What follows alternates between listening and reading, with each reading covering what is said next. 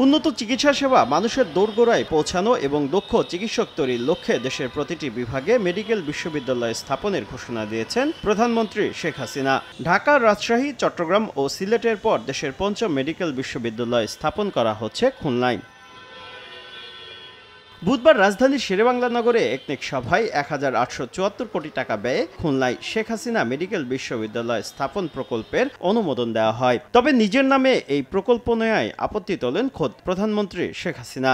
প্রকল্প থেকে নিজের নাম বাদ দিতে সংশ্লিষ্টদের নির্দেশনাও দিয়েছেন সরকার প্রধান। বৈঠক শেষে সংবাদ সম্মেলনে প্রধানমন্ত্রীর অনুশাসনের বিষয়টি তুলে ধরেন পরিকল্পনা সচিব। শেখ হাসিনা নামটা বাদ দিতে হবে এবং এই বিষয়ে মাননীয় প্রধানমন্ত্রী একটু উষ্মা প্রকাশ করেছেন ওনার নাম ব্যবহারের ক্ষেত্রে, এবং ভবিষ্যতে বলেছেন যে এই মাননীয় প্রধানমন্ত্রীর নাম ব্যবহারে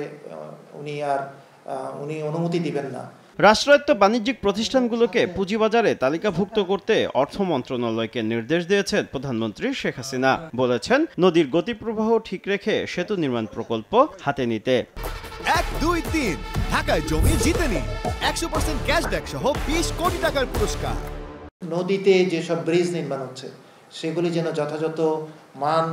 যথাযথ উচ্চতায় নির্মাণ করা হয় এবং নদীর মূল স্রোতকে বাধাগ্রস্ত করবে এমন কোনো জায়গায় কোনো ব্রিজ নির্মাণ করা যাবে না। ঢাকার পর 284 কোটি টাকা ব্যয়ে চট্টগ্রাম মেডিকেল কলেজ হাসপাতালে স্থাপন করা হচ্ছে আরেকটি বার্ন ইউনিট। খুলনায় মেডিকেল বিশ্ববিদ্যালয় ও চট্টগ্রামে বার্ন ইউনিট স্থাপন সহ 5,563 কোটি টাকা ব্যয়ে মোট 10টি প্রকল্পের অনুমোদন দেওয়া হয়েছে একনেক বৈঠকে। পিপিটি তৈরি হওয়ার পরেই ভূমির কার্যক্রম অধিগ্রহণের কার্যক্রম শুরু হয়ে যাবে। শুভ খান, সময় সংবাদ, ঢাকা।